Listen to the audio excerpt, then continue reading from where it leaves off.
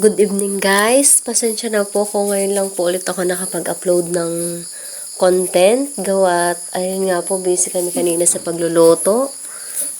Ayan nga po pala guys, luto na yung pansit. At saka ito naman yung sinasabi ko sa inyo na karning baka po. At ito naman po yung pinaksiw na bangus po.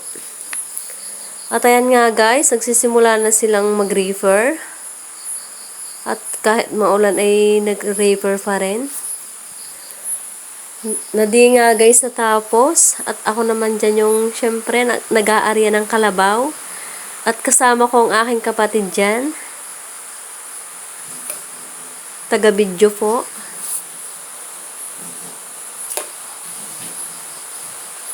Guys, hindi nga po pala natuloy ang aming anet. Bukas na lang guys tutuloy at naulan.